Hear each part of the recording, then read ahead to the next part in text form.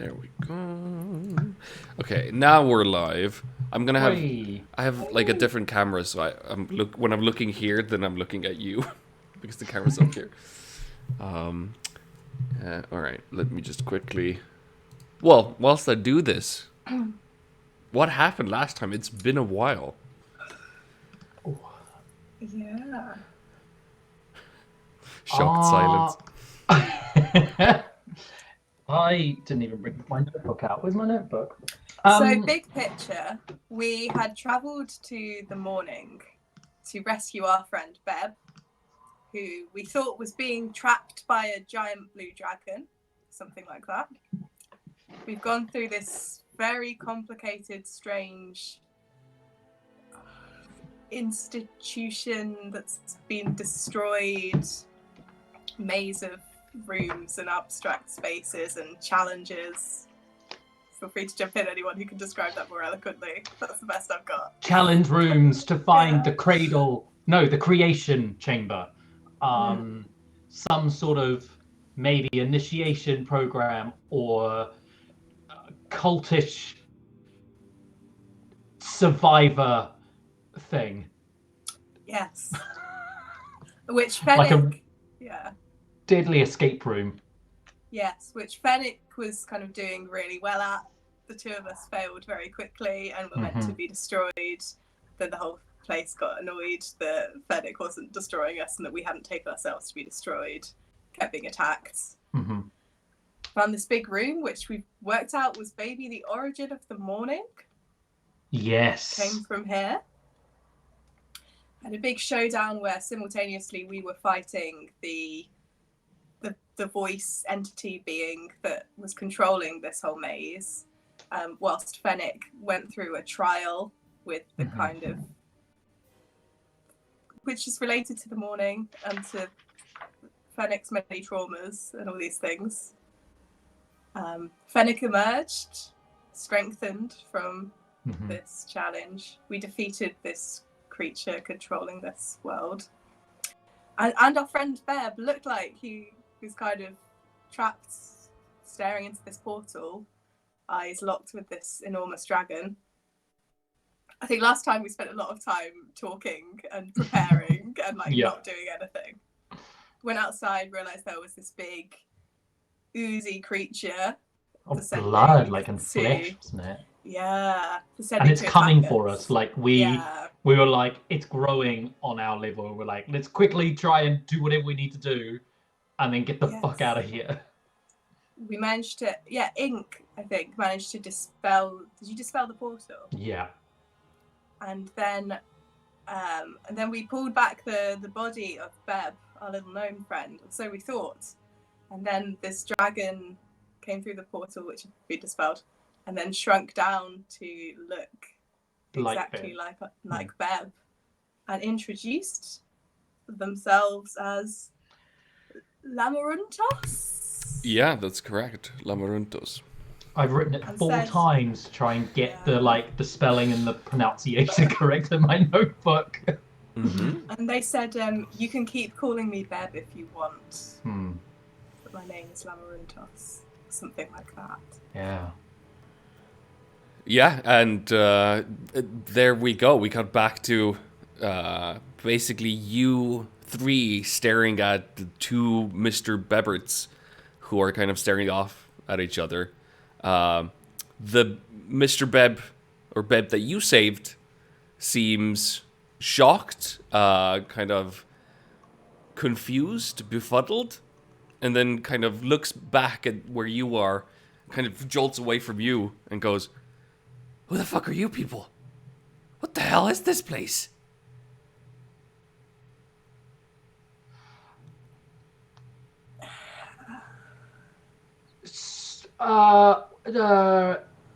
Okay, stay away.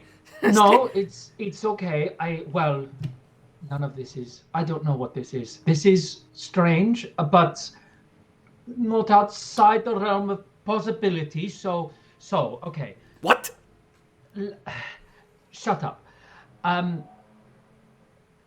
Bebet, new Bebet, old Bebet. Lamaruntos? Indeed, that's my Name?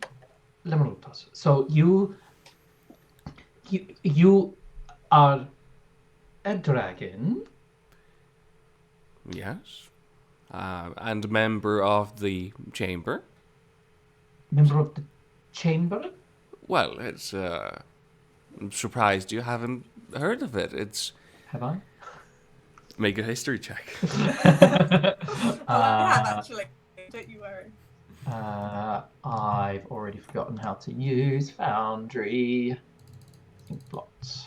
There you are. A history check.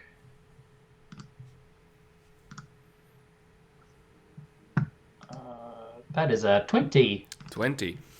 So you would know that the chamber is kind of a conspiracy theory. It's like considered to be like, oh, there's, the Rothschilds and Illuminati and Majestic 12 control the world. It's the same type of thing, only in Eberron, Okay. which means dragons are actually behind all the things and manipulate things, and there's a chamber where they sit and they do things and discuss and decide what course humanity should take. Okay. Yep. No, I'm aware of the chamber, but it's always spoken in such hushed and skeptical terms. Well, the knowledge that such an alliance between dragons exists is a privilege, no doubt, but I feel that since you've freed me, you have earned that. Freed you, but have you been conscious within I'm sorry, is your name actually Bebet? Not the other one. Is he Bebet? Is he really Bebet? Ah, yes. One moment. And you watch as Lamaruntus turns to its double and kind of does this quick flourish with his hands, and you see Mr. Bebert, the original, just fall down sleeping. I felt it's better to, mustn't panic in the moorland. But, yes, he is the original Mr. Bebert. It was by chance that I took his body. So you've been conscious this whole time. You have known when my friends met you. You were a dragon then? You were conscious? You knew? Or because it doesn't quite line up. Well, I had some semblance of conscience, but I only really learned your names the moment you dispelled the portal. The knowledge was stuck. Now that you have freed me, I have absorbed the last year or so, but there are still items that are confusing to me, but I'm sure they can be explained. I'm so sorry. I'm not magically literate, really, I suppose. So you were here, but you were also in this Mr. Bebet's body? Yes, well, a part of my soul basically latched itself on to Mr. Bebert, changed him as a person. I was almost like I was cut in half. And the original Mr. Bebert really went into the background. Now that you have dispelled the pocket dimension that I was trapped in, everything has returned to its proper place. It is a complicated subject. It's impressive that you can even keep up. No, thank you. That was well explained. And that helps. So thank you. So that's why Bebet wanted to come back to the Moonland, obviously to find out what happened to him, but this place and the Moonland is so difficult to navigate. Yes, the mist is a difficult distraction, even for me.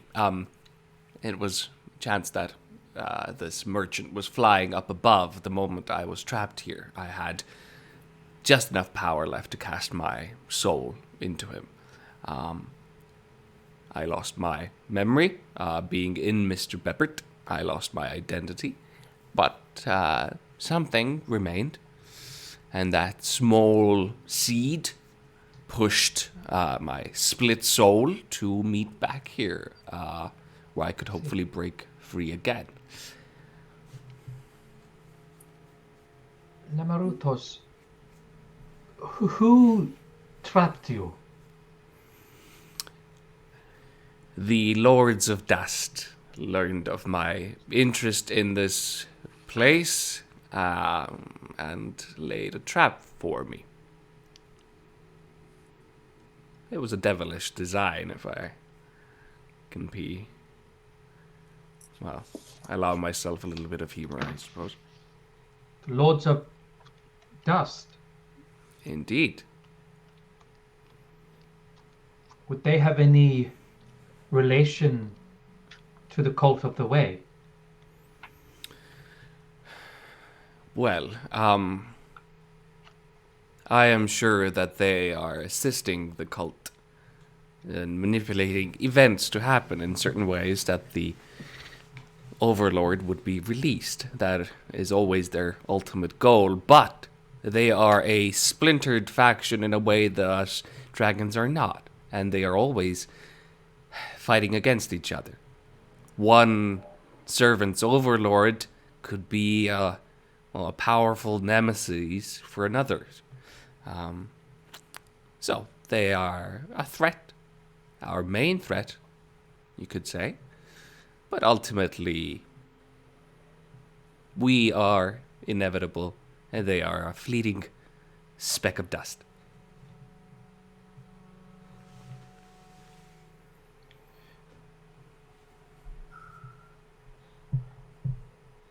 All right.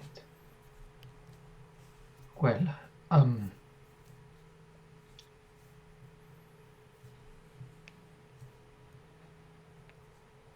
there is someone who I think is trying to manipulate the way, or the Lords of Dust, or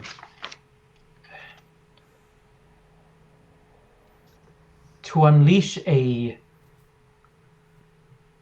destruction of Eberron so it can be rebuilt in his name. That is a common misconception when it comes to the overlords. They are a slow process of corruption rather than a powerful world-ending event. If an overlord was released, what would happen would be that lies would become more prevalent. Slowly, the world itself would succumb to darkness. Greed and evil would reign. You speak of the broken creation Ivan, I presume. Yes. Yes, well, he really desires to be whole, and unleashing an overlord would fix this, but it would also corrupt him. He would lose his mind, simply put. You say creation.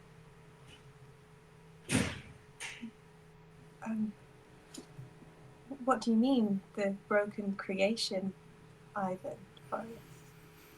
Well, you must have suspected this. He is a simulacra. He is a clone, really. A small plaything for a powerful wizard. That is why he has popped up in so many places, in the mines, and arrested by the king. Well, yes, he wishes to continue, but his lifeline is limited. So, yes, Hobgoblin. Do you not remember my name? We're like quite good friends. Fennec, yes. Yeah, thank you. I have forgotten your name though, but so we have met the real Ivan Forius though, right? Or have we? I'm confused. With that person that we unfroze, that person from the diary that we returned, that was the real Ivan Forius, as much as things can be real.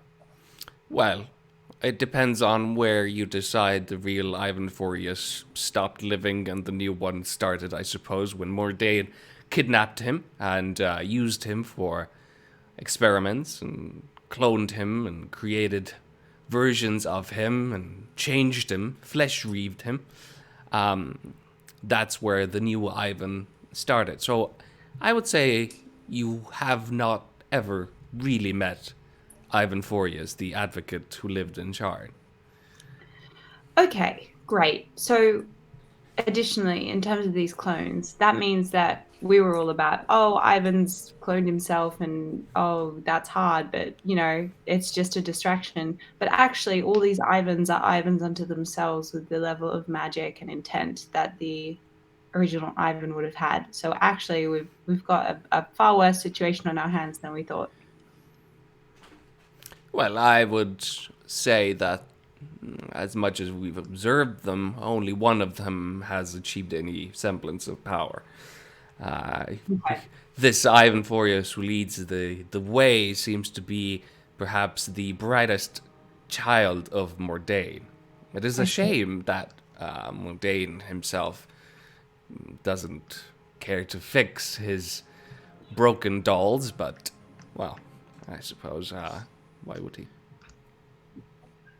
Yes, Hobgoblin, Fennec. Thank you. These other clones of Ivan who are not such outstanding stars in the sky, are they inherently tied to Mordain in terms of what choices they can make? Or would they be someone we could approach to find out more from safely? Well, there is undoubtedly a little of Mordain in all of them. And Mordain is was a vengeful person. There are tales of him slaying his entire family, his entire house. Of course, he uses people for his experiments still.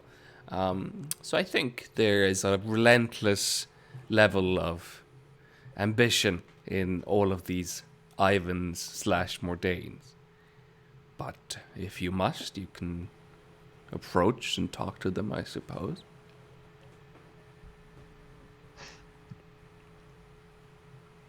Okay, I'll go. I'm so sorry. Again, I'm not.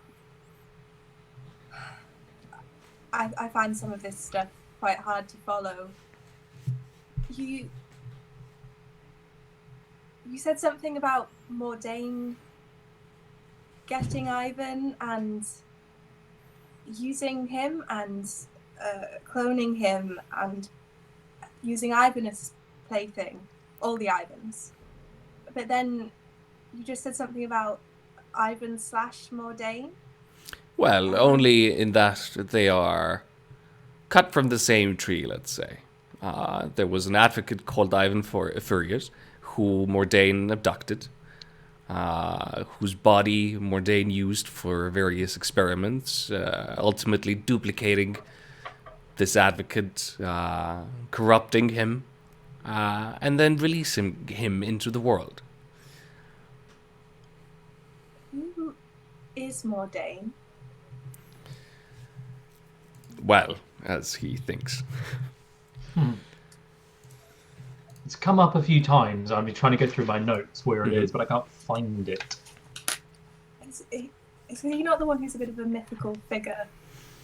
He is, I would probably say, one of the most powerful arcane users in the entirety of Corvair. He was a wizard but he was banished from the 12 more than 2 centuries ago, mainly because of the unorthodox and disturbing experiments that he conducted.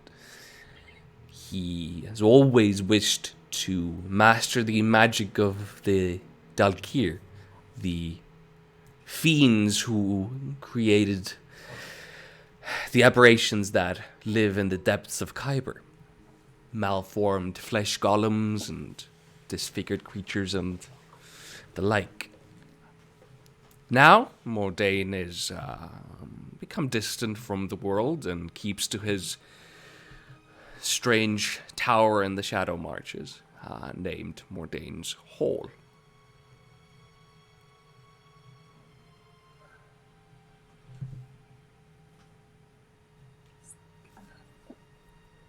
I'm trying to think of a better way of phrasing this. I have a terrible feeling. We've had in our minds that we're going to need to fight and defeat the most powerful Ivan. If we did, and this is a very open-ended question, but in your judgment, is that enough, or? Well, let me think. Well, first of all, who won the race of the 8 winds last year? Do we know? Oh, that is like second or third session shit. Make a history check. If your That- characters have... That I remember that. The 8 wins. What? Yeah, they're like a racing group Yeah. in Shan. Like, We were getting Yeah. some ice cream, I swear. The ice cream, yeah. themed around. And then he was, yeah. I don't know if we made one up at that time. I Oh mean, no. Yeah, Okay, Race of the 8 Winds is basically a tournament that they have in Sharn, and many teams compete in it, basically representing different districts. But yeah, make a history check if your character has picked this up. I have nothing. I'd like to think about. Oh well, Inks. I mean, well, no, I've rolled, but You were living in Shan. I was living in Shan. Was it a big deal? Like, it's Yeah, a it's, massive, you know, it's it's a like massive a- deal. Yeah, I would say it's like Champions League winner type level of like people love that stuff. So yeah, you would know that the Eagle team that represents the Broken Arch and the Stormhold, the Middle Dura, basically won the race. The Eagle team. Mm-hmm. The Eagles. I don't know if that's how you say it in the racing terminology. That Mildura? is sufficient. And turns towards Raya. And the lone paladin died as well. Are there any talk, or have you heard of worms on the Sharn Council? Yes, we fought lots of them. Yes. That is sufficient. Well, in that case, by memory, it means that Ivan has managed to open 4 of the 5 gates. Yes, we've been trying to. We don't know how to. Well, we think he has the key wand, which we believe is the key to reclosing these portals. Yes, well, if it is a brittle weapon, really, if you would snap it in half, it would revert everything that it has done. Mordain himself fantastic. used the key wand to, for lack of a better word, create these Ivans. So Ivan is under the idea that by restoring the key wand to its full power, Ivan can make himself into a real boy. As to Is your there- question, if you can fight him, well, there are many outcomes. Do you know where he is? Can you? You know so much. These prophecies, come from you, surely. Well, we write them down and interpret them, yes, but, considering what has happened over the last year, Ivan could be near, or is in his residence in Araxul, or nearby it. That is where he goes when he rests, and I suppose he would rest after opening the fourth gate. That is quite taxing on a person. Is Araxul the place I would know? Make a history check. Oh, okay. Oh, good.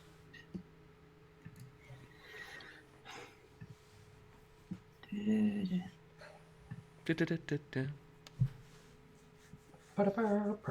worst thing that's ever been.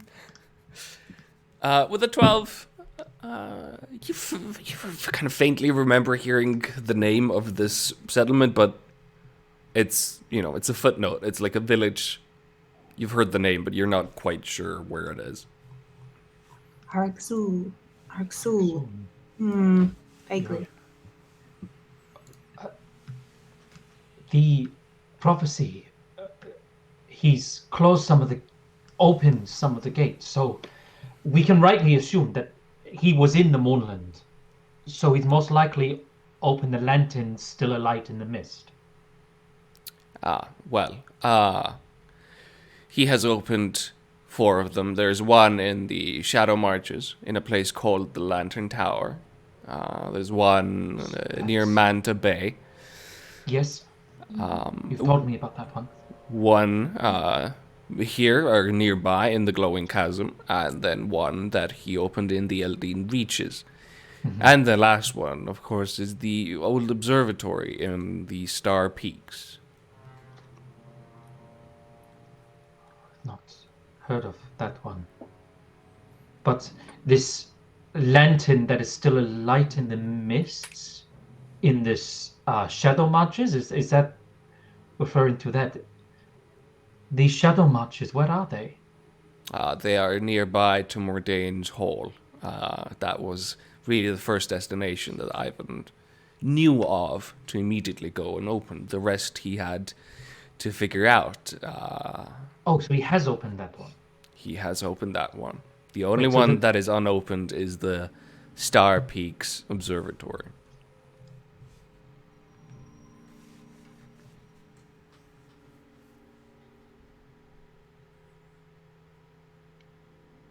Well, we have to go there. Surely we have to go there and stop him, break this wand and end this. I'll turn to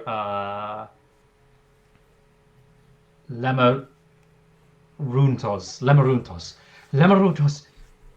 surely you can take us there. You want a dragon? Well, I can. You know what happens if this is, and you surely do not want this to happen. You can take us there. Well, I can certainly take you outside of the morning as a courtesy, but I have my own matters to attend to. What matters do you have to attend to? Well, I have to talk to my brothers and sisters in the chamber.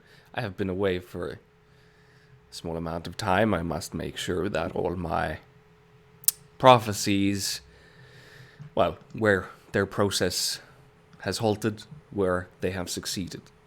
Currently, everything that I'm telling you is I'm going off of memory, really. How does one become a blue dragon? You grow up in the land of Argones and... Okay, so it's not like a career thing. Like, I can't be like, I'd like to apprentice and become a blue dragon. Interesting supposition, but no. Okay. And do you, like, employ other people outside of being blue dragons? Like, Yes, we have different methods, different ways we work with fate. Oftentimes we hire people for us. I'm sure you've most likely worked with one of our agents in one time or another. Very interesting, and I wouldn't be able to place them. I don't know if you know this, but I've had a unique experience with prophecy that's evolving, which makes me, in ways, ideally suited for employment within the prophecy business. If you wish to become our agent, that would be... Well, we would have to consult the stars, but presumably... Not right now, obviously. I'm mid-thing, what with, this prophecy. But that's good to know, thank you.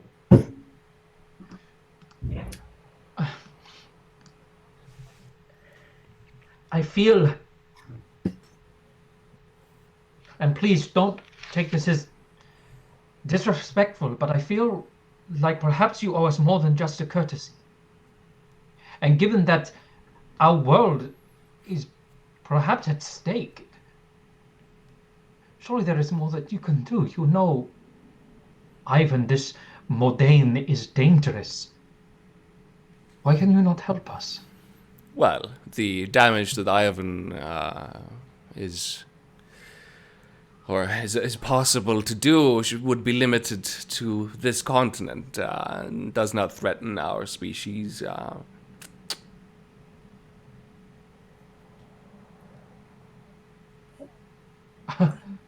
How selfish. I think what ink means is that this is obviously slightly difficult for us because we feel, I suppose, like, obviously we don't know you, really, but like we knew a part of you in Beb, and that obviously meant a lot to us, to the point where we made the ridiculous decision, really, to travel here, go through a lot of danger and difficulty to try and free Beb, or you, or both, I suppose. And regardless of how this ends, I'm sure we'll all still feel glad that we did do that, because it was the right thing to do, and because, as silly as it sounds, we will always care. Dramatic. And then Ryan just dies. Oh, that's room of play. But we will always care about Beb, and I suppose by extension that part of you. I hope that doesn't sound strange. I've really lost my train of thought, but if there was anything you could do to help us, I think we would be enormously grateful. I don't have anything that I can offer you in terms of help. We have decided as a species that we do not directly interfere. We have limits of what we are allowed to do. And besides, again, the threat of this Ivan Furious is such a...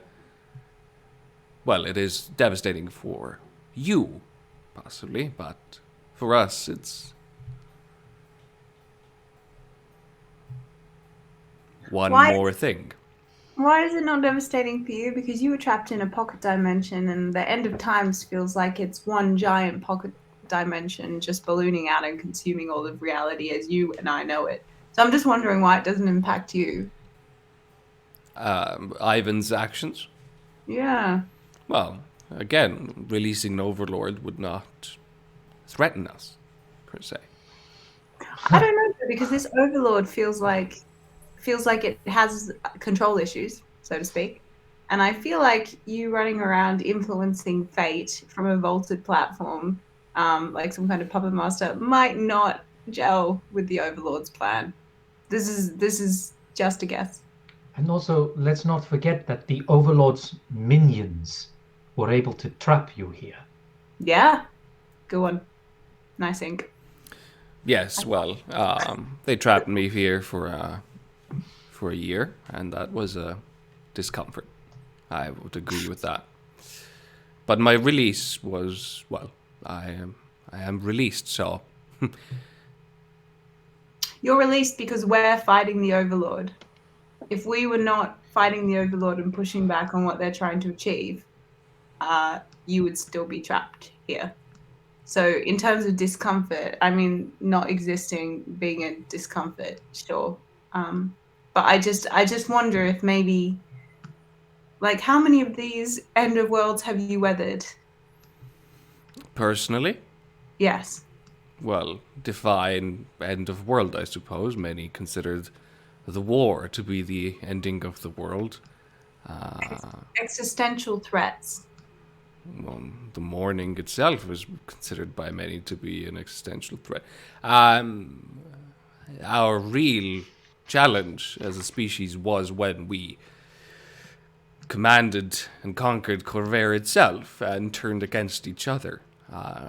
We almost destroyed ourselves. That really was the moment for us to change direction and, well, in so many words, leave.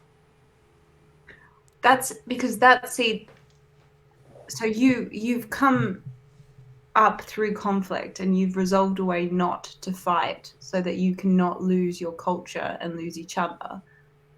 And I appreciate that, and I can see why you would be wary of active conflict and taking a side. But this is a threat to all of us disappearing and not existing, and that does matter in the same way that you as a society had to make choices to protect your own continuity. So I'm not sure why these things are not equivalent. Well, again, releasing an overlord would not be the end of existence. It would just be a corruption for your kind until it, inevitably, the overlord at some point would be bound again. I'm going to mentally flick out, someone tap in. Sorry. With thousands and thousands of people dying and suffering throughout this world, how can you be so heartless? How can you not care? You write these prophecies come into our hands. If you didn't care, why do we have them? Why were these prophecies even written? Why do we hold them? Well, it's almost always an accident that your kind has any access to them, and inevitably you interpret them wrongly or do not read far enough. So for that, really, you yourselves are to blame. So we are to blame for rescuing you because we are following the prophecy, and the prophecy led us here. Yes, a butterfly flying somewhere affects something else. If you hadn't, I'm sure something else would have happened that would have succeeded in accomplishing parts of the prophecy. Yes, Fennec. Thank you. How do you reconcile not intervening on the advance of events, but then writing prophecies which predict and influence things to happen? Because you were just saying that because of the prophecy, something else would have come about and you would have been saved or freed in some way. But that's a direct result of your actions. But then you're not going to take action against something else happening? Do you know what I mean? Feels like a fine line. Well, the chamber decides when and with whom and where to intervene. Take us to the chamber. Yeah, take us We will convince them. Yeah, let's go. Fly us there. I'm afraid that is not possible. Why? Well, I find it even difficult to answer. It is like an ant asking you to be, for them to be transported into your living room and be granted an audience. It's ridiculous. Well, it's an ant who saved your life and who reads your poetry and so has to make decisions about their own existence. Yeah, sure, an ant. I don't know if you've ever met a colony of ants, but there's a lot more going on than in one singular critter. So I think we should meet. Hive mind to hive mind. What were you saying? I will deliver the message. This is pointless. This entity has already made up their mind. They do not wish to help us. They would not care if we walked out of this place and died. You you mentioned that perhaps intervening directly and stopping Ivan in his tracks would be beyond your remit, I suppose, in terms of the rules of how you're allowed to intervene. Would there be any smaller ways perhaps in which you might be able to aid us? I don't know, make us better at fighting Ivan when the time comes? Anything you personally might be allowed to do?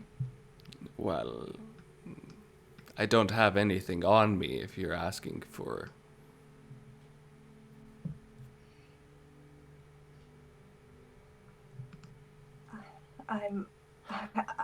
I really, you see, I know very little, I'm afraid, but you seem to be incredibly powerful.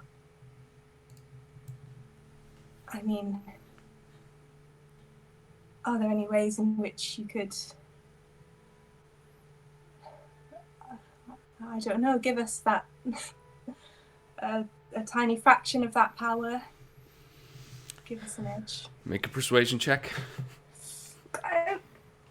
Can I help, please? Sure. As a group, you've tried to steer this in that direction. So yeah, sure. Either with advantage or... I'll do separately. Okay. I will not help. Oh.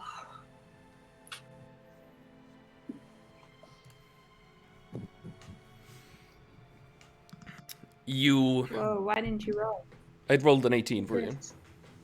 Oh, did it? Cool, thank you. You watch Lamaruntas, who, in anything but the eyes looks like Bebert, but the eyes are colder, older, and he looks at you, I mean, looking almost through you. I'm afraid, there is not anything that I could give you that would not possibly fall into the wrong hands. You must understand this conversation is a courtesy on my part. If I was less influenced by the year with Bebert, that I'm sure will dissipate soon enough, I would have just left. Except you wouldn't have just left, would you? Because you were trapped here in some kind of magic stasis that you were unable to get out of, just saying. Well, yes, I was talking, obviously, when I was released. But you wouldn't have been released. Well, because not this year, maybe in 100 or 1,000, I would have. Yeah, sure. This is pointless. This is absolutely pointless. I don't understand what was the point in even coming here. Well, we learned a lot. Hey, Blue Dragon, what can you tell us about the beginning of the morning? This room that you are in is an old vestige of the Dakani Empire. Dakani Empire. Write that down. The goblins sought to harness the power of the progenitor dragons themselves. Progenitor dragons. You're all writing this down, right? Go on. Sure. I won't be able to read it tomorrow, but yes. They thought that some among them could be a vessel for such a gift and could, how to explain this, walk through the plains like a ship goes through the sea, creating new universes in their wake. Ship through the sea, I get it. Go on. But only little of this power could be safely stored. So they created 20 of these sites all across, well, what now would be Mornland. And those were then discovered by Sire Wizards and the Lords of Dust. The Rakshasa, the Dust Lords, believed that by manipulating the Sire Wizards, they could release an Overlord. And the prophecy indicated as much. So we intervened. If we had allowed the Rakshasa to go through with their plans, it would have destroyed Corvair and reached our home of Argonessen. We manipulated another course to happen and cut these Did you sites now? away Protect from this- the world. Okay. Sorry for interrupting. You were saying. Well, I believe I finished the sentence. We cut Okay. the sites away from the world. Okay. So the Mournland is your doing. In a sense, the alternative was worse. What the alternative being that your homeland was destroyed. Indeed. Okay. So the scales of things are not super objective. You said you would give us a courtesy of taking us out of here and out of the Mournland. It's clear that we are going to have to deal with this on our own. Can you at least take us towards the Star Peaks? I believe you have magic powerful enough to, if I were to, for example, fly past, that you can land on your own 2 feet. Yes. I have a question. Do you know a symbol of the outer planes that you could carve into this crystal ball for me? Please? It's elementary knowledge. Please go for it. Fine, but then we'll have to deal with this. Yeah, absolutely. The fleshy thing? Yeah, just first this. Takes it. And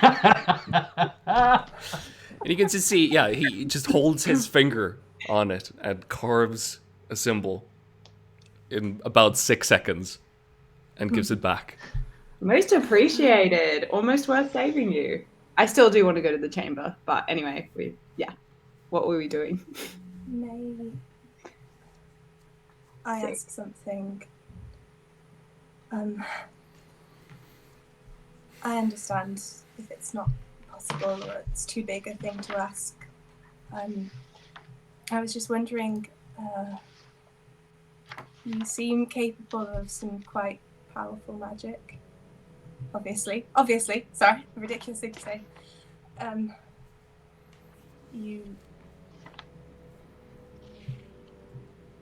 I assume you all probably already know what I might be about to ask, but I'm not a halfling. Would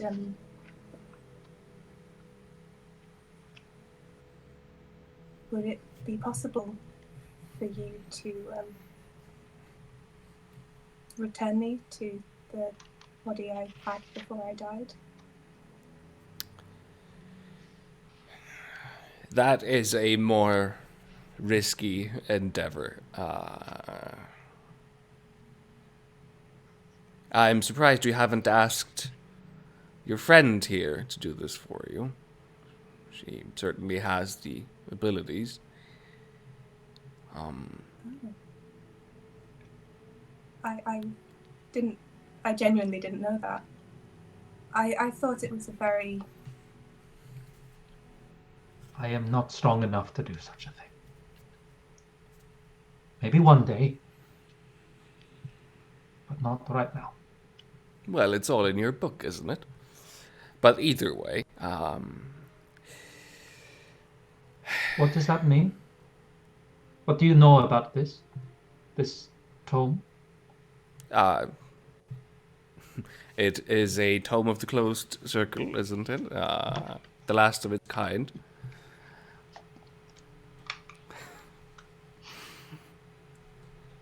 Well, I believe that is for you to discover.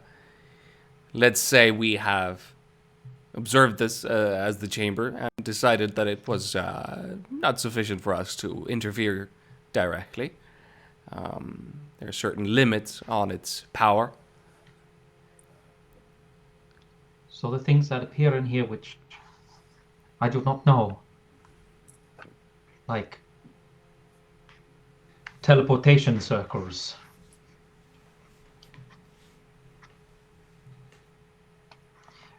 I don't know what my question is.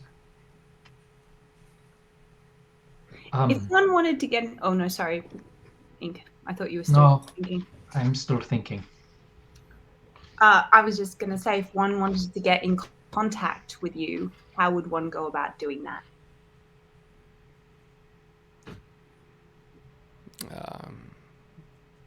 Honestly, there isn't a way. But if you wish for that gateway to be opened, I suppose I can create a sort of link between this sad creature, and he points to sleeping Mr. Bebbert, and myself. Okay. That sounds... So if we, for example, we spoke to Beb and we were like, hey, link us up with, hey, Stan, what's the name of this dragon?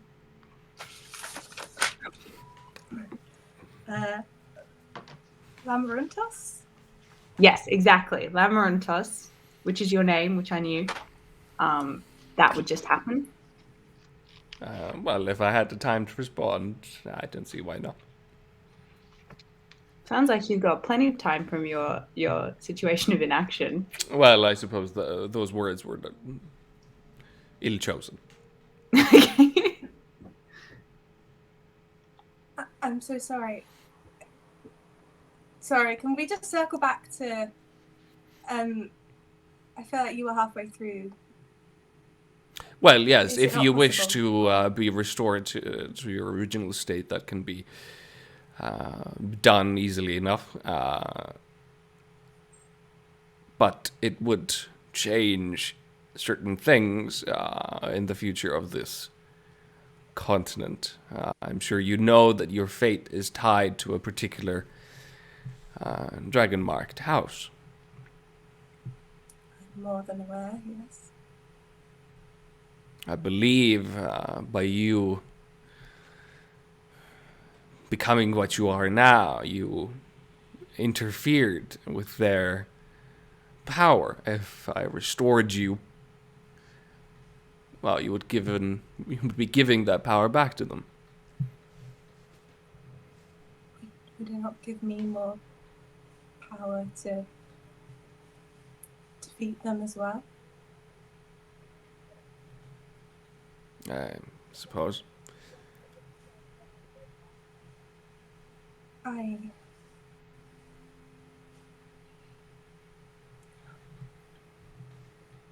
Perhaps it's selfish, but I think it's still something I want. Fine. Then it's done. But let's first, and at this point, he starts kind of shape-shifting again, and you see the scales appear. His head kind of almost starts ripping open. It's quite gnarlish as the dragon teeth kind of grow themselves back in.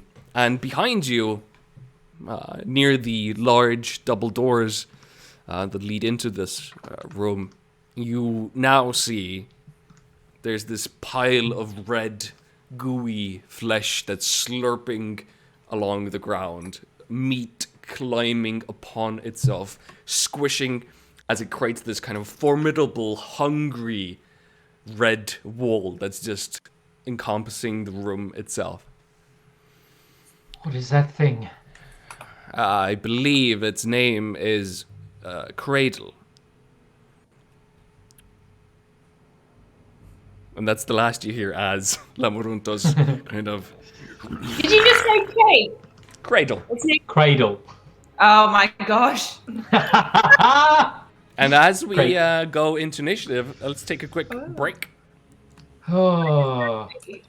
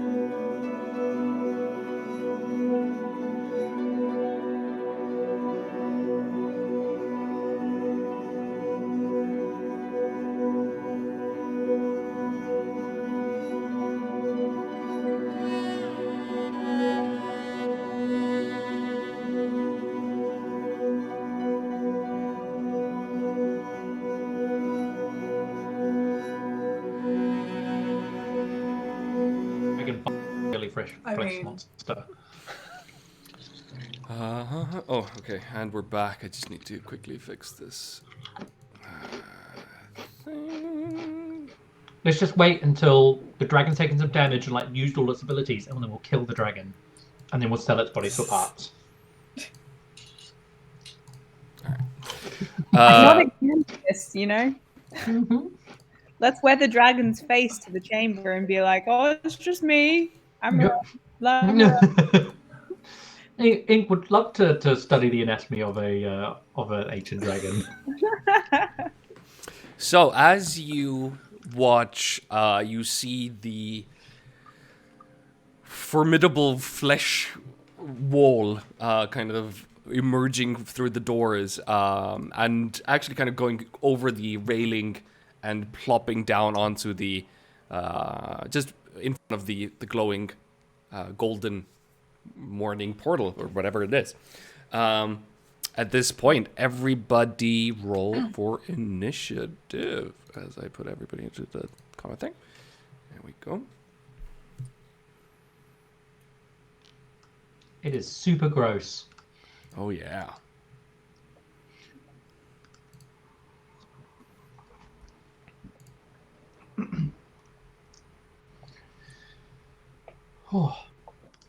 Now, remind me, because I know we're currently standing in some hallowed ground, but I feel like we've also got a section of hallowed ground down here as well, don't we? We do. There's it was kind of like on the edge. Yeah. There. Mm-hmm. I'll make that. Thank you. Kind of like here.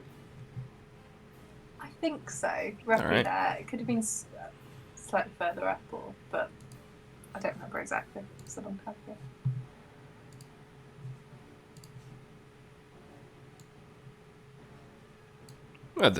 This makes sense. All right. So yeah. Okay. Initiatives. Weirdly enough, it's Ori who goes first. Show 'em how it's done, Ori. Yeah, sure. Let's go, Ori. Let's do a little bite, because that's something you want in your mouth, right? Where is it? I can't see it on the map. Where is it? It's just beyond the portal. Oh, Or- just the portal. Yep. Oh, Ori's not going to go through the portal. Well, there's room above. Ori could fly. I will say as well, I think I fixed your Eldritch Blast now, or rather it got updated, so I think it should work now. Hopefully. Awesome. Okay. So basically, I'm just going to ask you because I'm a little bit confused. I can attack this creature as Ori. I'm within range. I could do that. Nope. You are currently, I believe, more than 30 feet away. With Because Ori. it is through the portal, 30 feet away. Yeah, I think it's because Ori can't see. It's too far for Ori to be able to kind of. But you get the Okay. shape of it in the distance.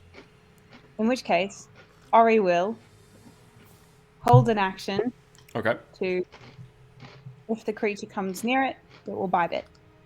All right. Mhm. Inkblot. Okay.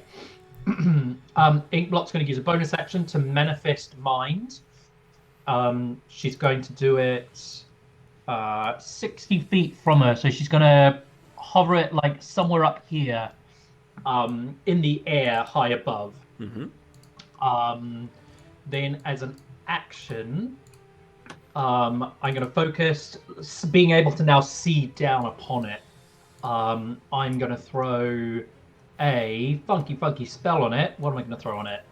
I have no funky spells today. So I'm just going to start things off simple. I'm going to throw a ray of... well, that seems silly to do through that. It doesn't...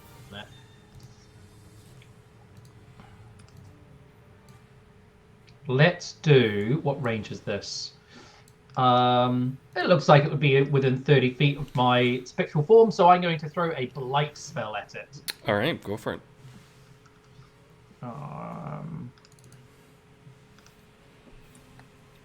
So I think that's a con save. Oh, I need to roll damage.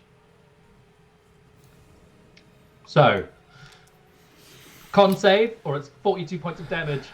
Yeah, the malleable rolls a 24. So he So takes half. 21 points of necrotic, I think it is. Necrotic damage. All right.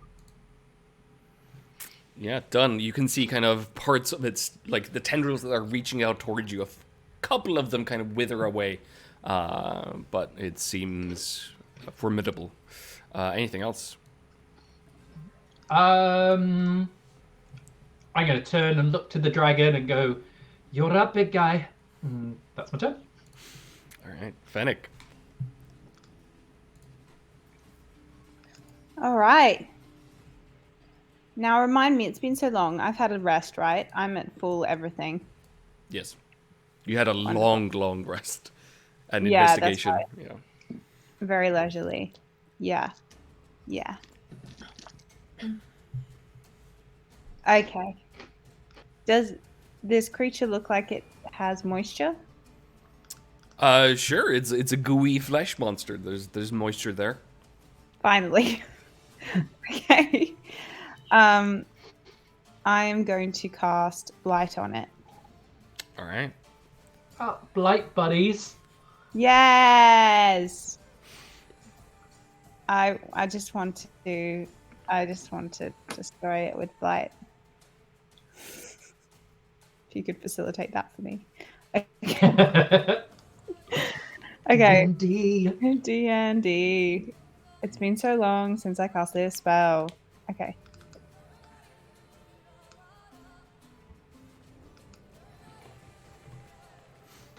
Yeah. Go ahead and if you've targeted it, roll for damage and. Yeah. 27. All right. Well, my rolls aren't showing up for me. Yeah, that's weird, but it's a 27. It makes its con save again with a 25. Do you have a con save? Yeah, you do. Question, did it roll 8d8 or 9d8? 8. Should be 9, actually. I rolled 1 extra. Thank you. Thank you.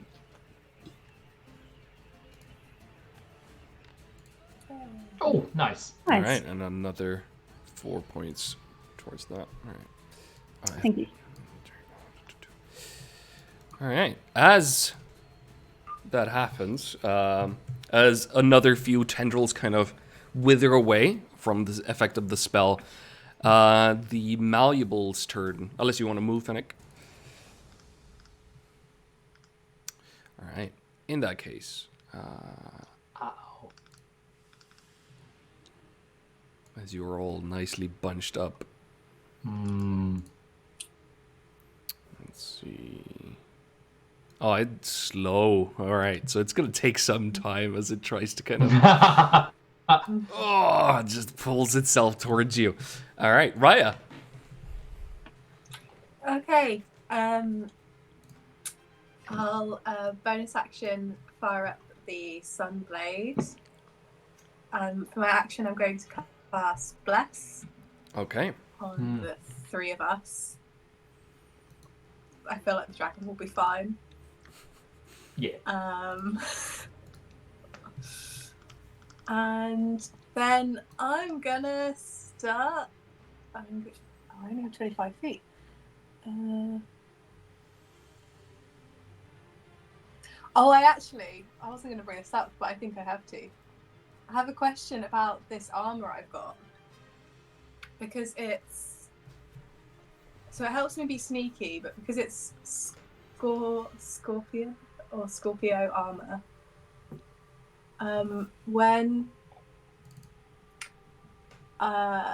it means I'm slow when I'm in. My speed is reduced by 5 feet when I'm in sunlight. Yeah. And I've got a sunblade. Yeah, but it's not. What does that mean? It's not projecting sunlight. Yeah, it's projecting regular light. So yeah. Okay, I was gonna say because otherwise that would be a challenge. So thank you. Okay, so it's just 25 feet. So probably go. Oh, maybe I should run. Yeah. Sorry. I'm gonna dart out there. All right. Actually, I'll tuck back a little. Slightly. Just. Yeah. In case. All right. At this That's point, it's Lamaruntos' turn. And Lamaruntos will, no, does not need to heal. Will kind of jump into the air and just with one massive flap of its wings flies above and over the malleable, landing just behind it, kind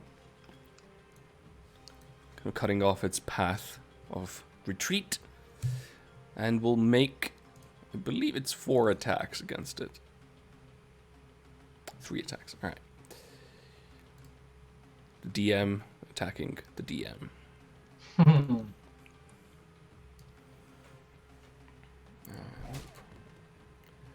That's a 30 to hit. Do not fight the dragon. 23 Not points yet, of anyway. piercing. Second attack. Is 17, which also hits. And 11 points of slashing damage. And with the tail, the last one being kind of her massive tail just swinging almost through the portal, it seems to you, and smacking into the wall of flesh as she does another 13 points of bludgeoning damage. All right, that was Lamaruntos' go. And we're back at the start of the round. Ori's turn. It's time to do some biting. Let's go, Ori. Or can you? Let's see. Yeah, let's do some biting. Nope. So close. You know, Ori's going to go over here. Because Ori's a genius. And again, hold the action. Okay, sure. Just if in range attack action. Yeah. Mm-hmm. I love that enormous dragon, tiny dragon. Yeah. It's just lovely. Yeah. Can you somehow get Ori on top of Lemaruntos? Yes. Oh, I'm maybe I close. should let Ori do the talking. Maybe that would have been more persuasive. Cute. Okay. That's Ori done.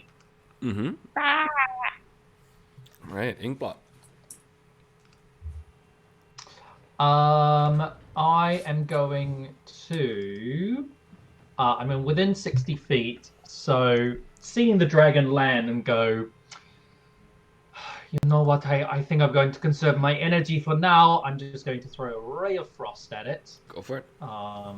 Attack plus 1d4. That is going to be. Did that come up? There Yep. we go. 24 to hit. Yeah, that hits. Damage should be. What level are we? So it should be 3d8. Let's see if it does this. Yes, it does. 20 points of cold damage. Come on, Ray of Frost. Also, its speed is reduced by 10 feet. Oh, all right. So my next turn. Yeah, all right. Yeah, you see As I kind of... go for like the tendrils at the bottom and try and freeze whatever it's using to move. Yeah, you see kind of parts of its flesh kind of falling off, frozen, and it's trying to kind of repurpose that whole fillet again with just flesh, gooey flesh. Anything else? And yeah, I think I'm going to... What's my movement? If I'm behind this bunny statue, is that cover? Yeah, you would have some cover. Yeah, I'm trying to move Inkblot, but she doesn't want to move. That's Am odd. I? Oh, hold on. Am I? I'm not on the. Am I still on the draw token? Hold on.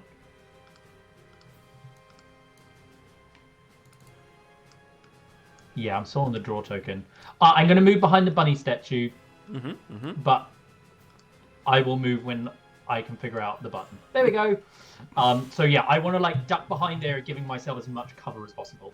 Right, gotcha. So like press up. Okay. All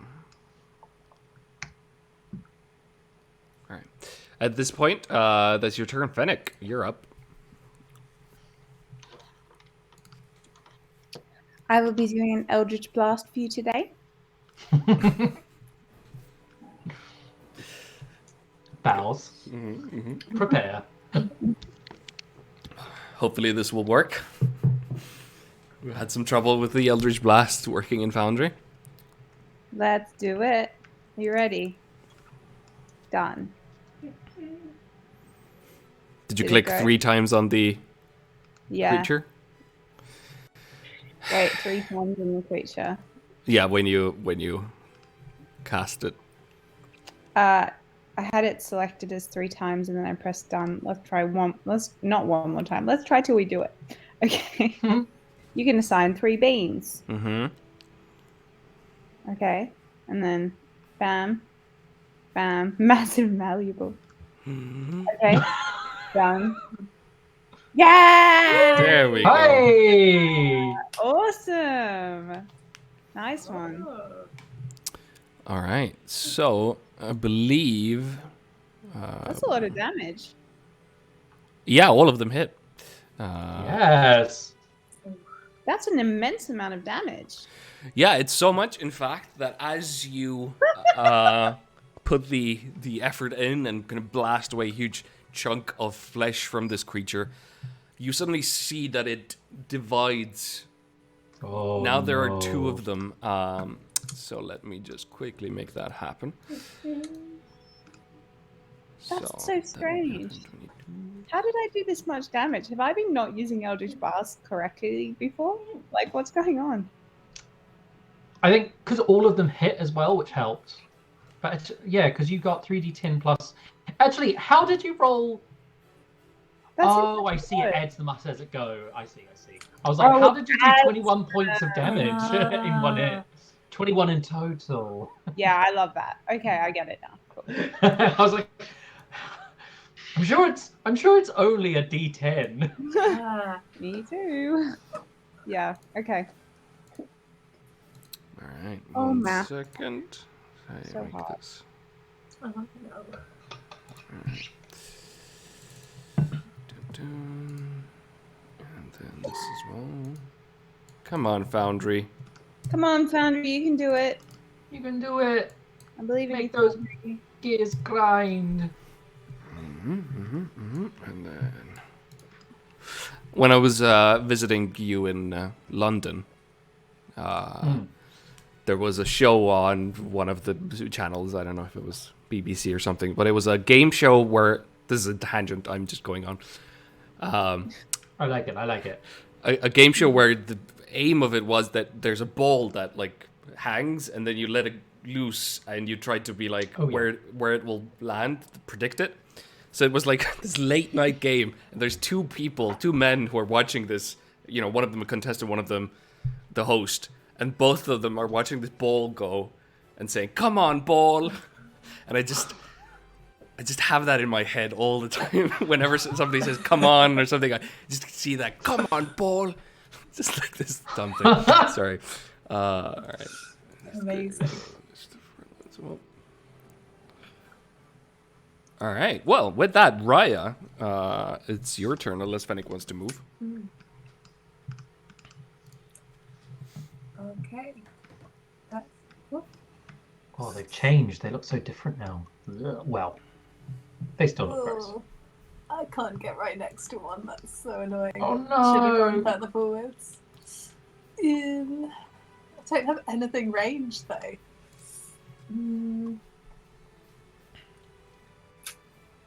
I'm not very helpful.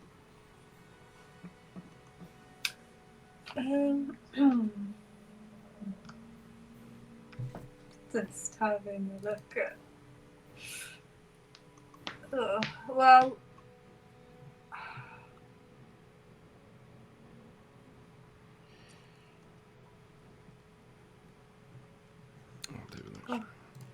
Should have been further forward.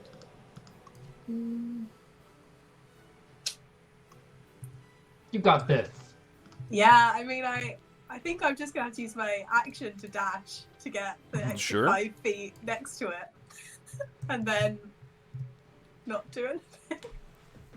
Can you get So- into the box and cast like a preparation spell? Yeah, I can do that. And that would be more useful. I mean, that's what I'd hope to do first. Oh I guess yeah, I'll you're put- concentrating on bliss, aren't you? Yeah, you can cast other spells while you're concentrating, though, right? Just Yeah. not. If Yeah. it's another concentration spell, then you drop it. Yeah. Okay, well then I will cast. I'm going to cast Sanctuary Okay. on myself because I'm quite Mhm. near to them. That's Nice, what I'll nice, do. nice. And I'm actually going to stay where I am so that at least they have to. But I'm nearer to them, so I can't attack them next time. Right. Nice. Nice. Yeah. And that's it. All right. Well, with that, both of the malleables have their turns. Oh, come on. Why is this not? Ugh, it's not going. This one? Yeah. So, yeah, one of them moves towards you, Raya. The Ray of Frost has diminished because there's 2 of them.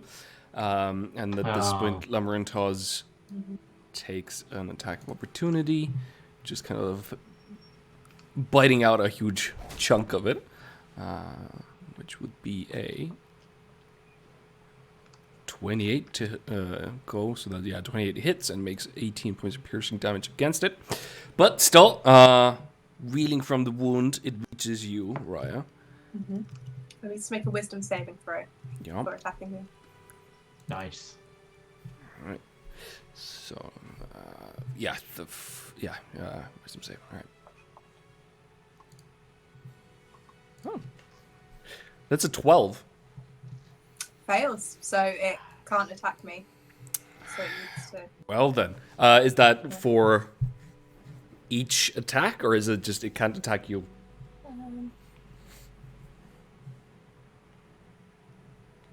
I think it's for each attack. It says until any creature who targets the warded creature with an attack or harmful. Yeah, so I would say that was his So first actually- attack, Sure. and now it's going to try again. So another wisdom save. This time that would be another 12, and the third Yes. time a 27 finally. It just makes it, yeah. All right, with But I'll get my shield up, so it's a disadvantage. all right, with disadvantage. You can see one of the flesh tendrils kind of snake out towards you very suddenly as it makes a disadvantaged attack. That will be with disadvantage 14 to hit. Nope. All right. Bash it away with the shield. Nice. All right. At this point, the other one moves forward.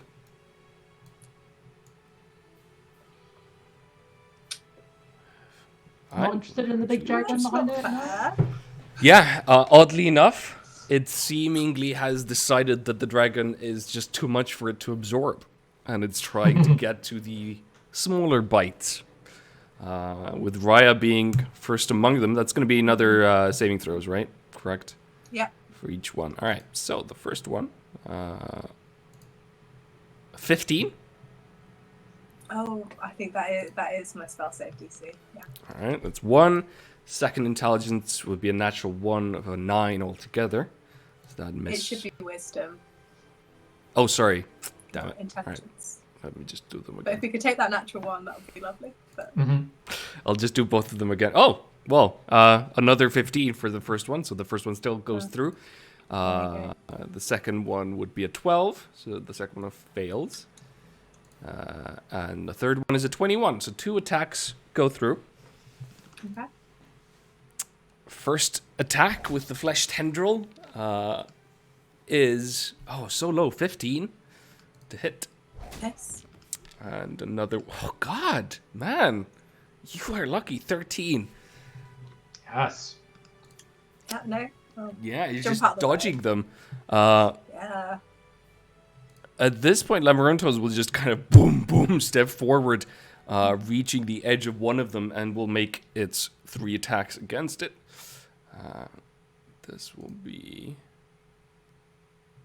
Come on, Bowl. All right. Yep. That's a 20, which hits. Yeah, 26 points of piercing damage against it. Second attack.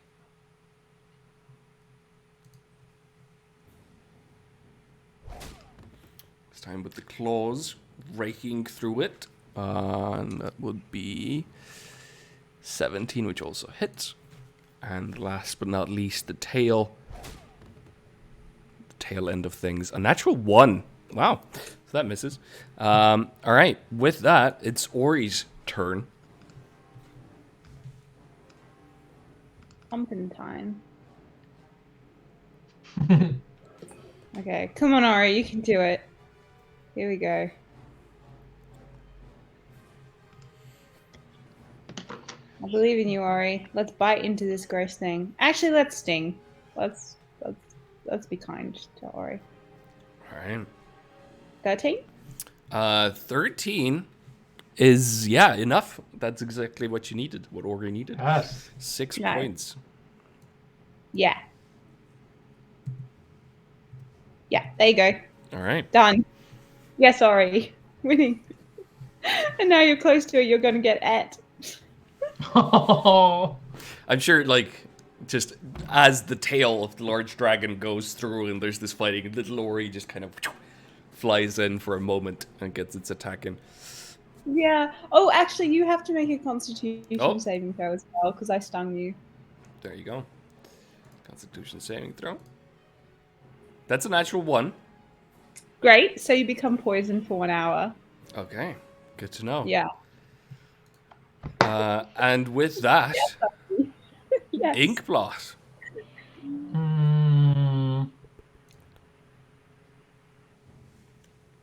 Okay.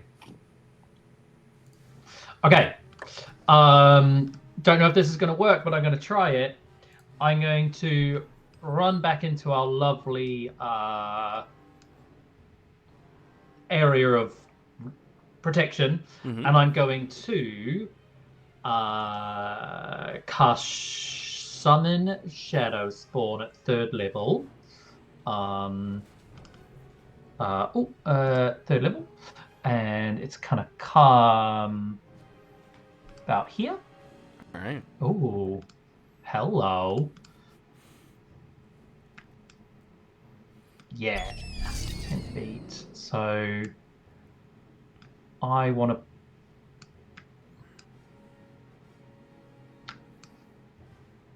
Can you be, sorry, this is a slightly meta question, but I know we've had this conversation before. Can Raya be frightened?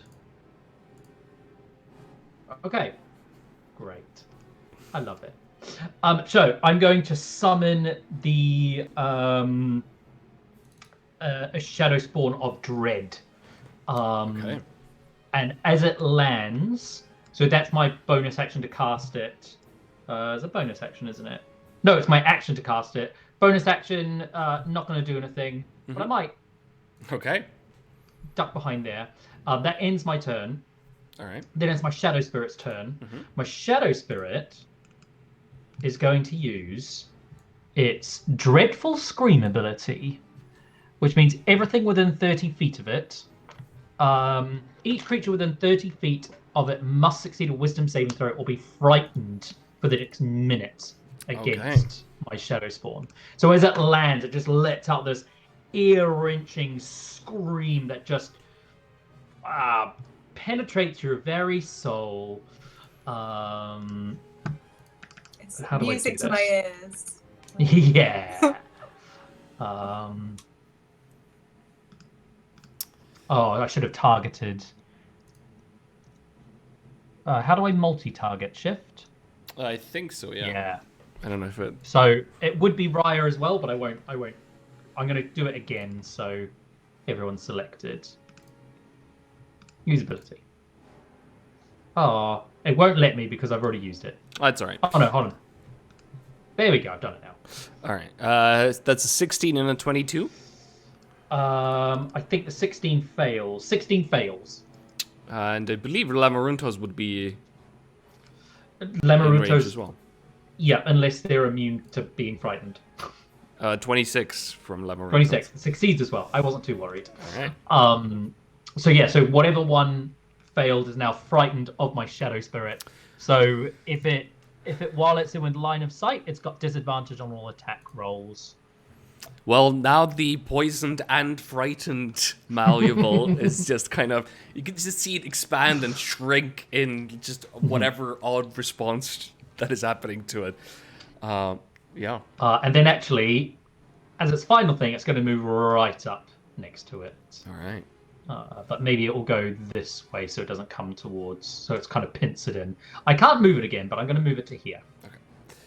As this, it's quite a similar shape as well. It's super goopy and, but rather than like fleshy tendrils, it's just black ichor. Cool. That's it all done. Cool. Fennec, you're up. I would like to present an Eldritch Blast. Of course. Yeah, and I'm going to do it to the one near Ori on the off chance that I can protect her. Mm-hmm. Come now. Major malleable. Done. Boom. Yeah, 2 of them hit. So that's weird, right? The way that's happened.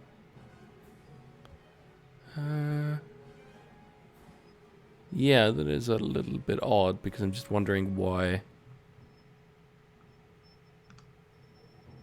it gave me those 2 only. Yeah.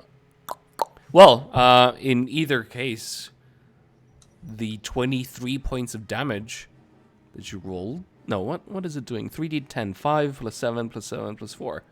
That's what you roll, right? You roll 3d10 for damage? 3d10 plus 4, yeah. But it's +4 for each ray, isn't it? Yeah, it is. Does that make sense? Wait, so every ray you do is 1d10 or is it 3d10 each ray? Every way is 1d. Oh, it's 1d10. So that's the thing that's odd here. It's rolling all of them for like 1, which is... Yeah. Yeah. Wow. Let's go on a quick break as I fix this.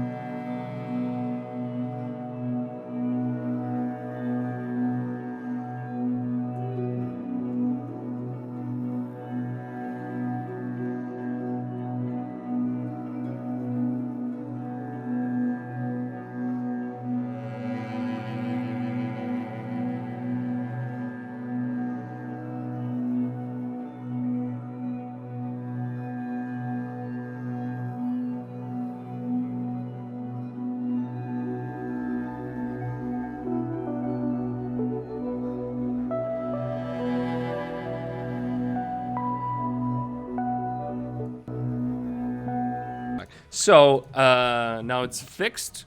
So the Eldritch Blasts go off. 2 of them hit. Doing some damage.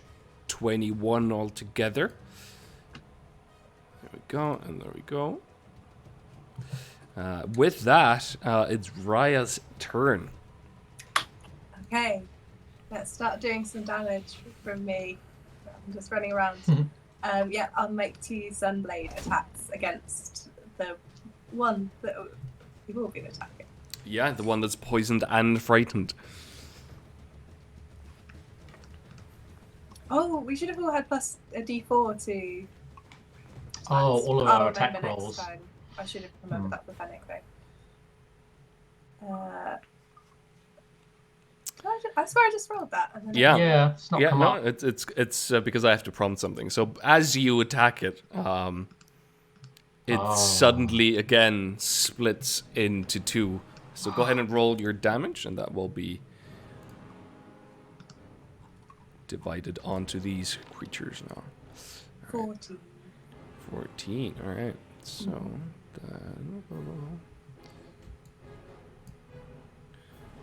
as it splits into 2 separate creatures.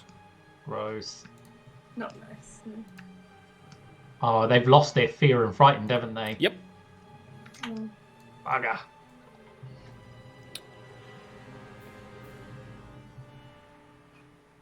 Oh, they're not next to me anymore. They will be. I'm just. Oh, sorry. I was just being patient.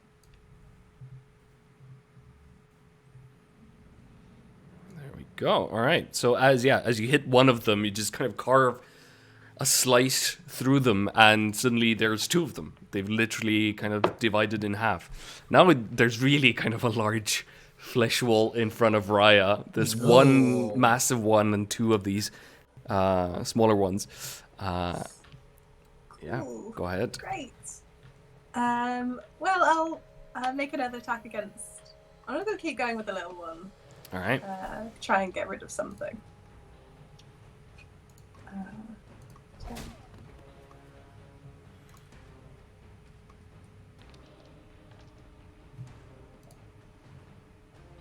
27? 27 absolutely hits. Okay. And 21. Nice damage. And 21 damage, radiant. All right. That goes through. That's the lower one, correct? The one nearer to Lamaruntos? I was actually going for the middle one. Ah, okay. Gotcha. I think Lamaruntos might be able to finish that one off. And then I'm going to bonus action cast Sanctuary on myself again. Nice. Yeah. Because I'm not in a good position. Yeah, and not a moment too soon as all 3 of them... oh, come on. Why is no. this keep going like here? Yeah, there you go. All 3 of them take their turns, and Raya is just perfectly positioned to get some tendril attacks against her. So, 3... Shadow spirits there too. That is true. Kind of underneath it, where I don't even... I don't know. It's here by these legs. I don't know. I can't see the token, but it is right weird. here. The token is... Yeah, I can click on it and it's got everything, or you just can't see it for some reason. That's weird. Oh yeah, I can see it. Okay. Yeah, so the first attack, wisdom saving throws. The first one would be 24. So that saves. That's fine. Second attack, another 24. Oh. I'm going to say the third attack is against the Shadow Spirit. Okay. So, first 2 attacks against you, Raya. I'll rate at disadvantage. That's Yep. all. Just manage the first one, raising your shield as the tendril snakes out towards you. That is, with disadvantage, 24. Yeah, no, definitely hits. That is 9 points of bludgeoning damage, and you are grappled as it kind of whips Okay. itself around you. Cool. All right. Second attack is going to be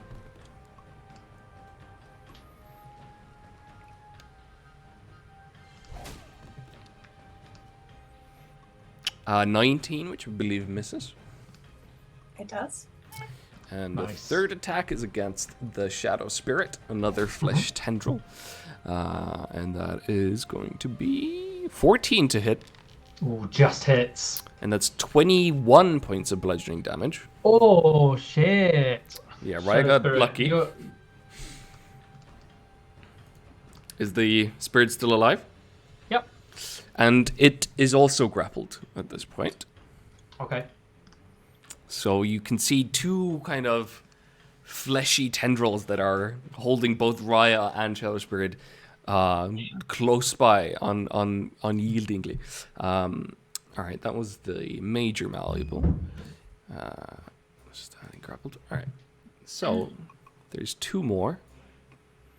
The moderate one, the new one, attacks Raya, as Raya is just in front of it.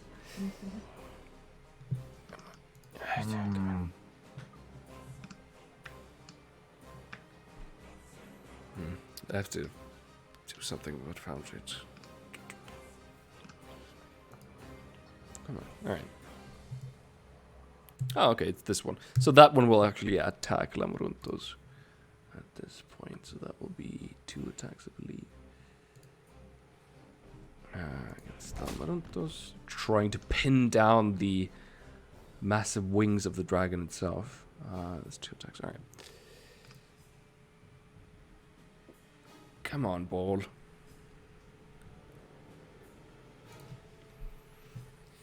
It's a 19 to hit, which does hit Lamoruntos. Lamoruntos is also grappled and takes 11 points of bludgeoning. And the second attack, 13, which misses. All right. Well, everybody's grappled. And at this point, now the one that's just in front of you, Raya, will make its 2 attacks against you. Wisdom saves. Am I grappled as well? Nope. Have I taken damage? Oh, sweet.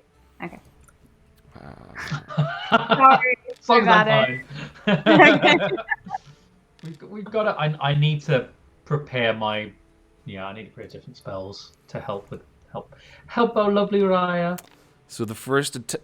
Jesus, I'm just. Okay, so the first one is 13. And the second one is a 23. What does that? So the second attack. Come on.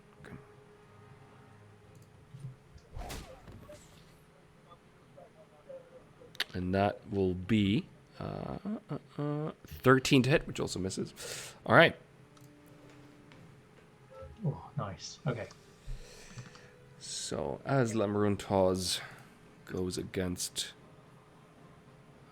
this, actually heals a little bit immediately. You can see the scales kind of covering the wounds, healing itself, and also manages to break free from the grapple immediately, and starts biting away at the malleable at the bottom there.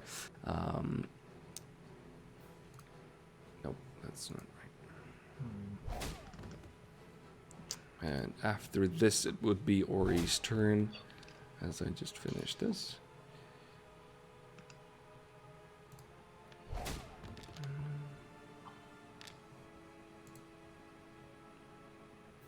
Dun. 19 hits, 17 also hits, 14 piercing, 14 slashing, and the tail.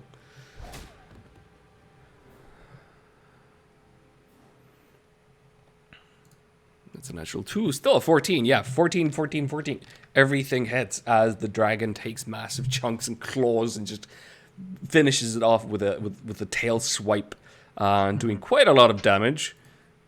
16, 14, and 14 points of damage. All right, and with that, we have Ori's turn.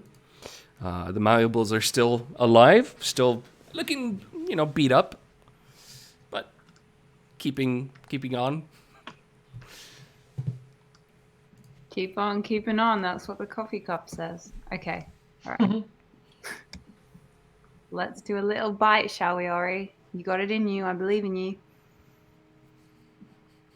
Attack. Okay. That's 16? 16 hits. Did that come up for you? on your Yeah, I chat? just have to prompt it every time because it has a reaction that it can take. So that's why it's asking me, do you want to take that reaction? And I go, no.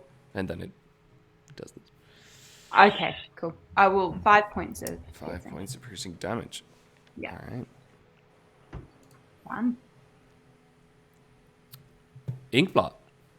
As you watch the massive Hmm. dragon and its smaller sister kind of just fight these creatures, you watch Raya being pinned by 2 tendrils, I believe.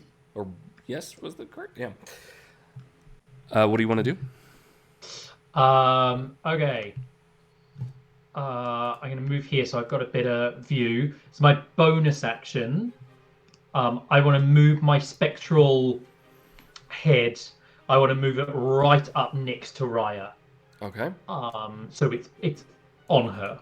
And as I move it onto Raya, so like sort of the face is right next to yours, Raya. How is Raya looking? Is she? It's like a bit of a scratch, but she's pretty solid Okay. at the moment. For famous last words, but for now, no. Okay. All right. She looks like she's handling herself at the moment. I'm going to spin an action and I'm going to cast Blight All right. again on this one here. Or do I do it on a small one? Because if we do kill that one, more will appear. Have you hit that middle one? This guy. Yes, I think so. All right, let's blight him. Go for it. Let's see if we can get rid of one of them. So I should have selected it. Blight. I'm going to do it 4th level. That's a con save. 34 points of damage. Rolls a 12, so it does. It's a fail. So full 34 points as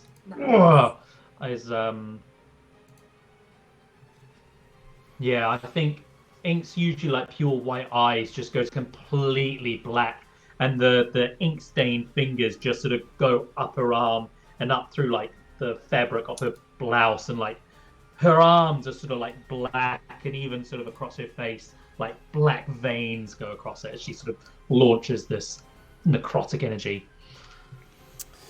All right, and with that, you see again the creature dividing into 2 Oh, not again! as the moderate malleable becomes, I believe, 2 minor ones. Let's quickly check this. But yeah, the grapple goes away.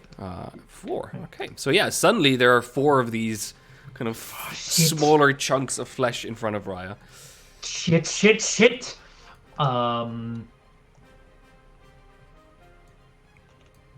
Yeah. So let me do this.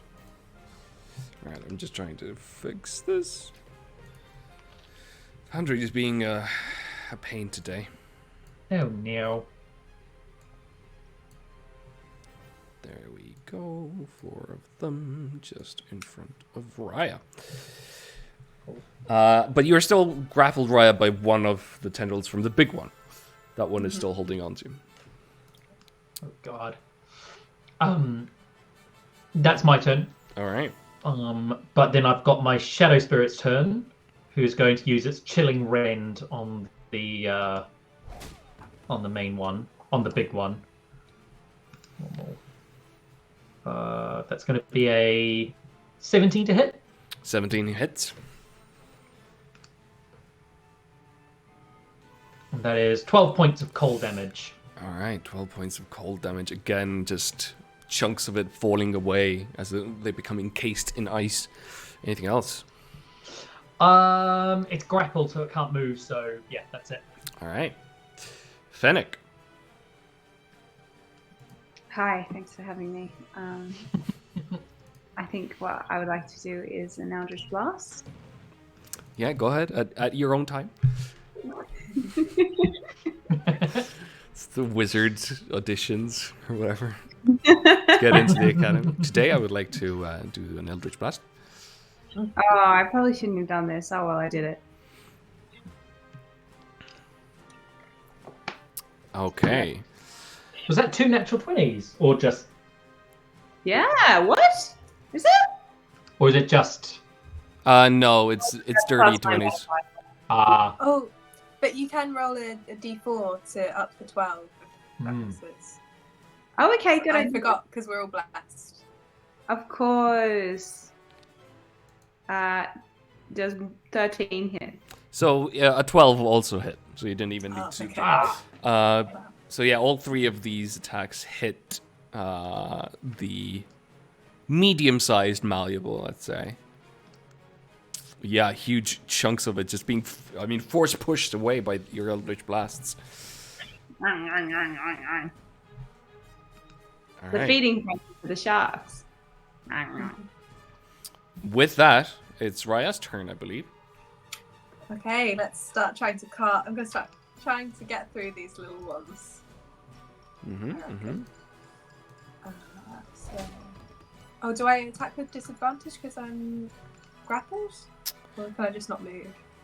I think it's just your speed. Yeah. I think that's it. Let's go with that. Okay.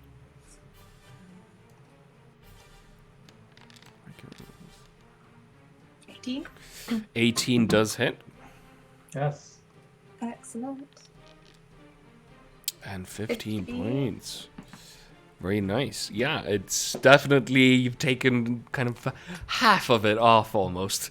Well, I guess I'm just going to try and do the other half. Right. Yeah, 25 definitely hits. Great. 60. And 16 points. You can see it is struggling to hold its form. Just barely inch of its life is still holding it up. I God. don't think I want to use a whole Divine Smite to... Because I think instead I'm going to use my bonus action, Shock Horror, to cast Sanctuary on myself. Yeah, again, protect yourself. because I'm not in a good position. No. Alright, there we go.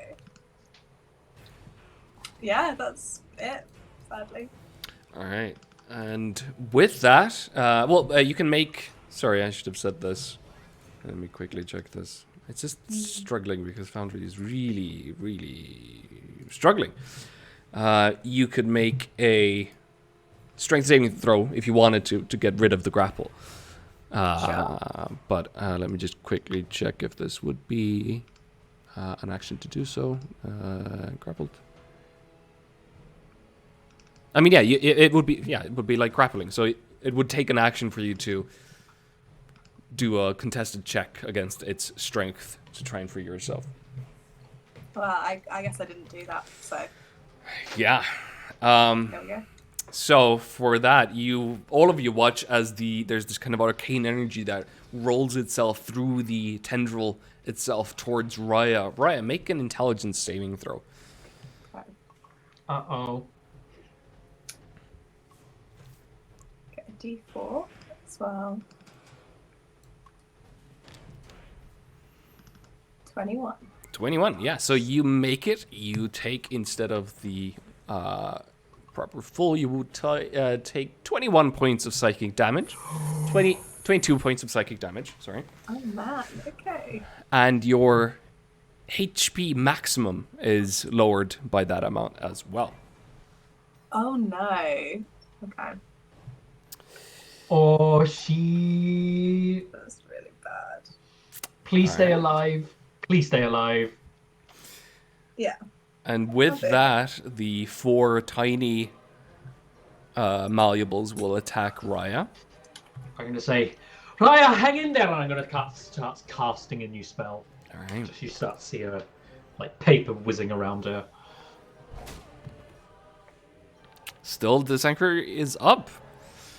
Or the Bless is rather up. And Yeah. Sanctuary is still up though. Yeah. Alright, that's just one attack from each of them, so that's going to be 4 rolls. Wisdom saving throws. So the first one for it would be a 20, so 1 goes through. Second one would be a 14, which I believe is not enough. No. Yep. Third one would be a 22. So 2 attacks so far. And a 10. Yeah, so 2 of them managed to attack you. The first attack. Disadvantage with my shield. All right.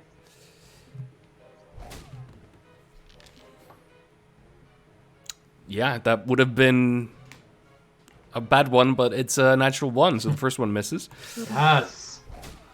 And the second attack, another natural 1? God damn it. All right, yeah, both of them miss. I'm rolling a lot of 1s today. Good. That is okay, because otherwise we may be dead. Mm-hmm. At this point, the moderate malleable is going to try and get rid of the tiny little dragon that's just sniping away at it. It's getting really annoying and seems like a tasty treat. So it's going to make 2 attacks against Ori with the flesh tendril. The first one.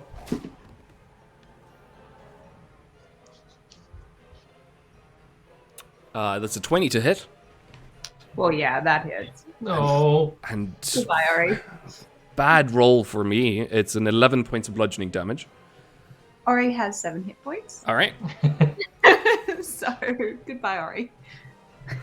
I'm just imagining almost like a tendril coming out and it just like feathers, like a bird being like... Yeah.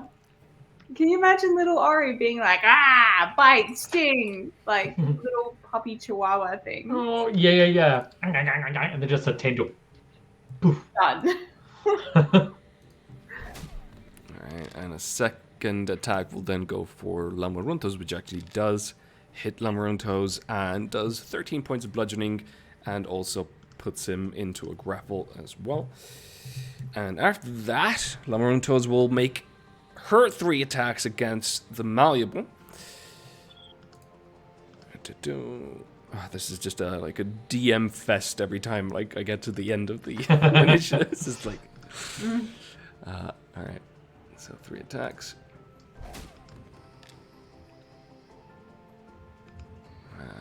No.